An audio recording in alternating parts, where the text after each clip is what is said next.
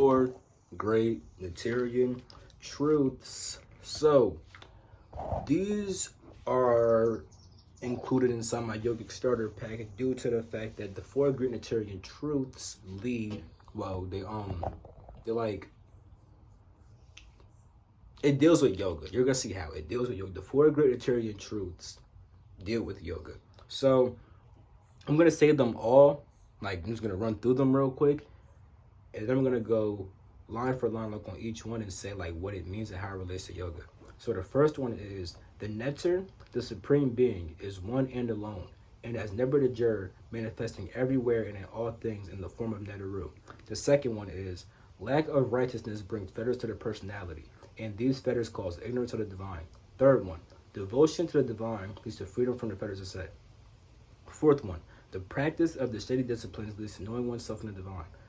This is called being Makeru. So, what does the first one mean? And how does that relate to yoga? The Neter, the supreme being, is one and alone, and has never the jur, manifesting everywhere and in all things in the form of Neteru. The Neter is the supreme being, and never the jur means all-encompassing divinity. So never the jur is like a form that represents the all-encompassing God. If you see it, it has like all the different scepters from the gods and goddesses. It has all the different headdresses. It has different aspects of all the gods and goddesses. It's pretty much all the gods and goddesses inside one. And never the jur, from never the jur, you get a Moon Rapata, and then the Moon Rapata are 3 high gods that manifest the other gods and goddesses. So that relates to yoga of wisdom. When you practice yoga of wisdom, you'll understand how pretty much God is one being, but is manifesting as everything that we see right the fuck now. That's what that first great truth means, and that's what the fuck, and that's how we're gonna realize it through yoga of wisdom. You realize the truth of God being one being, but manifesting everywhere in this form. You understand that by practicing yoga of wisdom. Yoga of wisdom will help you understand that. So the second one is lack of righteousness brings fetters to the personality, and these fetters cause ignorance of the divine. So what are fetters? Fetters are pretty much mental disruptions like fear, hate, greed, lust, all that other negative emotion and mindset shit. You feel me? Now, it says lack of righteousness brings the fetters, and that causes ignorance of the divine. So, lack of righteousness. Righteousness is right action.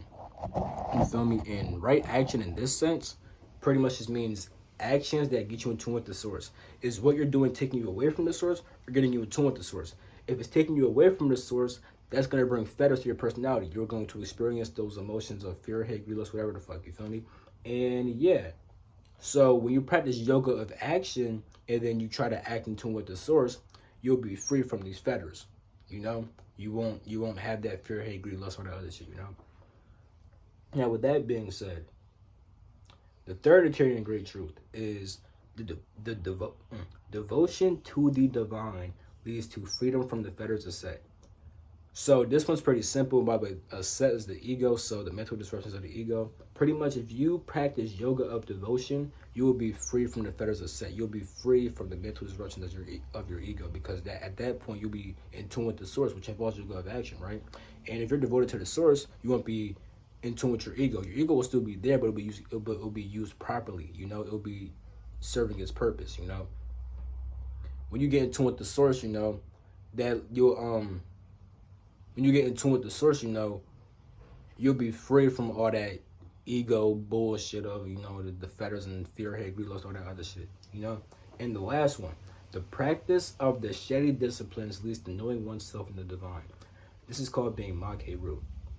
So steady is pretty much a spiritual practice, and it says that a spiritual practice leads to knowing oneself in the divine. That's called being Makeru. Makeru means to be pretty much enlightened, but in a more literal sense, it means to be with Horus, to be with your spiritual aspiration. Because pretty much people, they spark the flame, right? But it dies out. They want to be spiritual, then it dies out. They get back to their shit. When you practice your steady, right, which is in this sense meditation, when you practice meditation, right, that leads to knowing oneself in the divine.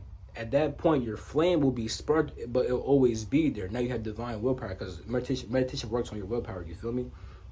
And at that point, you'll be Makeru with Horus, with your spiritual aspiration, with your spiritual desire. That flame will always be burning. You always want to get in tune with the source, and nothing stopping you from that shit. You feel me? Meditation helps you to realize that truth. And with that shit being said, those are the 4 great Neterian truths. Hope you enjoyed this video. And yeah, peace.